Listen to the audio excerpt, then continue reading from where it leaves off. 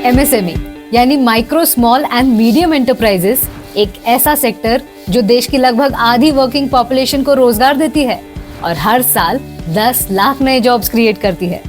ये sector India की GDP में 30% और इंडिया के एक्सपोर्ट्स में 45% कंट्रीब्यूट करती है।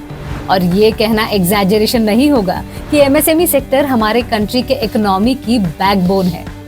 बाय डेफिनेशन एमएसएमई उन कंपनीज को कहते हैं जिनमें 50 करोड़ या उससे कम का इन्वेस्टमेंट हुआ हो, अब चाहे वो कोई ग्रोसरी शॉप हो या फिर रेस्टोरेंट्स जहां हम डिनर करने जाते हैं।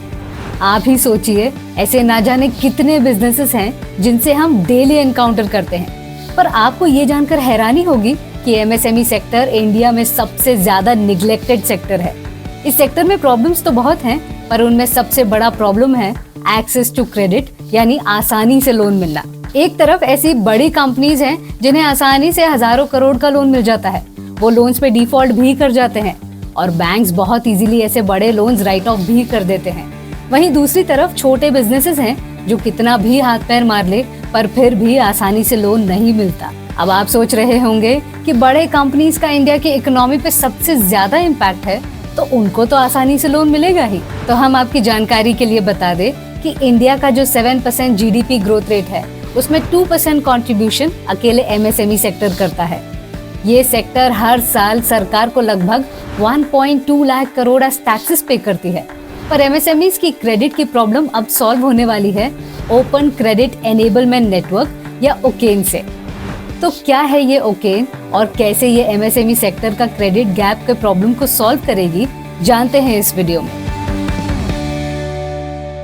Problems with MSME sector. Oaken पे डिस्कशन करने से पहले हमारे लिए ये जानना जरूरी है कि आज एमएसएमई सेक्टर को बैंक्स या फिर एनबीएफसी से लोन लेने में क्या इश्यूज आते हैं। इसको एक एग्जाम्पल से समझते हैं। मान लीजिए मैं एक रेस्टोरेंट चलाती हूँ और मेरा रेस्टोरेंट स्विगी जैसे प्लेटफॉर्म पर भी अवेलेबल है। अब मुझे 5 लाख रुपए चाहिए अपने बिजनेस को एक्सपैंड करने के लिए।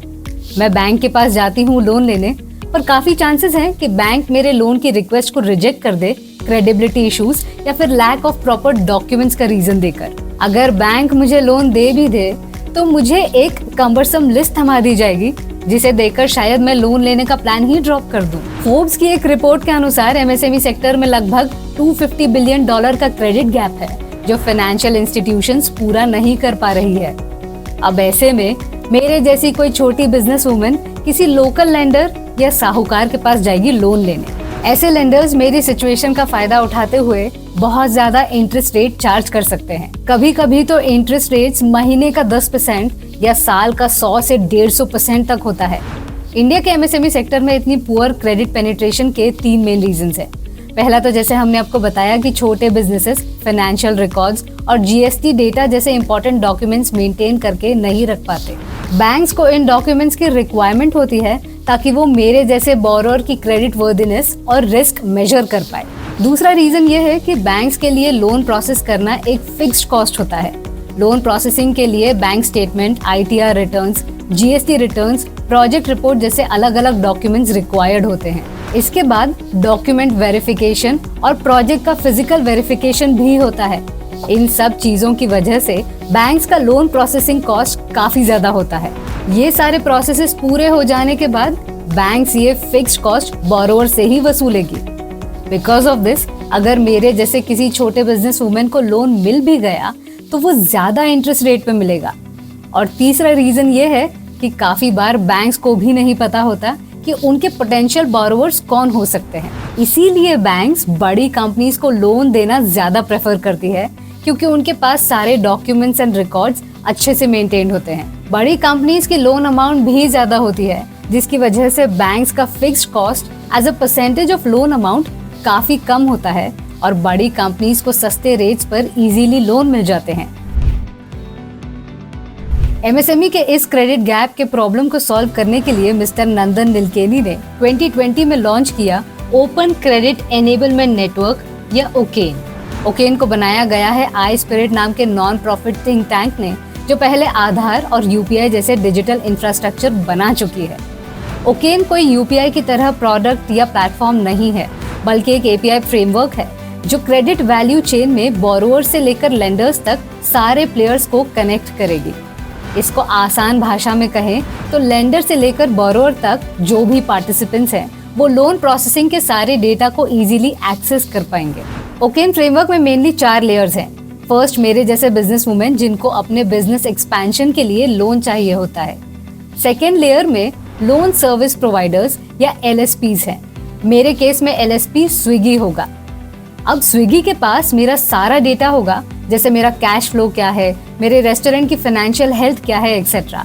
ये डेटा ओकेन के थ्रू शेयर होगा बैंक्स या फिर NBFCs जैसे लेंडर्स से।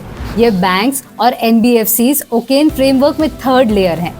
फोर्थ इन द लेयर हैं अकाउंट एग्रीगेटर्स जैसे नेशनल ई-गवर्नेंस सर्विसेज लिमिटेड, जिनके पास मेरे GST का रिकॉर्ड और बैंक स्टेटमेंट जैसे डेटा होंगे।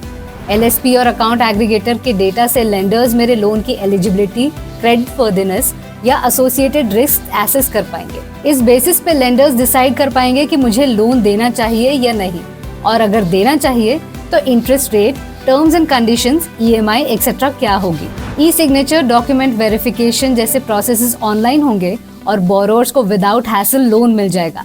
ये लोन मेरे केस में मुझे स्विगी पर ही मिल जाएगा और मैं स्विगी से ही उस लोन का रीपेमेंट भी कर सकती हूँ। ओकेन फ्रेमवर्क में सारे पार्टिसिपेंट्स के लिए विन विन सिचुएशन होगा।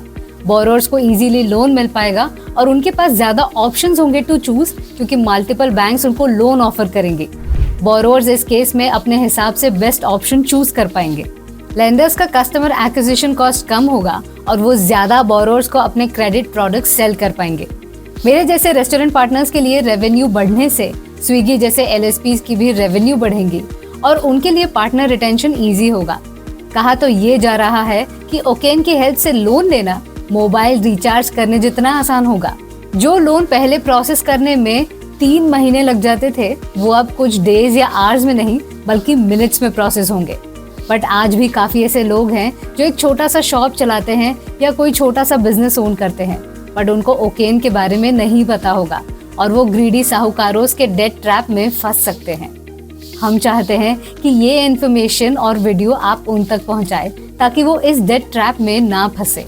ओकेन MSME सेक्टर के क्रेडिट गैप के प्रॉब्लम को सॉल्व कर सकता है। इसके सक्सेसफुल इम्प्लीमेंटेशन से छोटे बिजनेसेस ग्रो कर पाएंगे और इनोवेशन एंड एंटरप्रेन्योरशिप को बढ़ावा मिलेगा। इससे काफी जॉब्स भी क्रिएट होंगी और हमारी इकोनॉमी एंड एक्सपोर्ट्स को भी बूस्ट मिलेगा। UPI एंड ONDC के बाद ओकेन नेक्स्ट डिजिटल रेवोल्यूशन हो सकता है एंड इंडिया के स्मॉल टिकट क्रेडिट मार्केट को डिस्टर्ब कर सकता है। ऐसे ही वीडियोस के लिए आस्था ट्रेड को सब्सक्राइब करें and level up your trading power with Aastha trade. Investment in securities market are subject to market risks. Read all the related documents carefully before investing.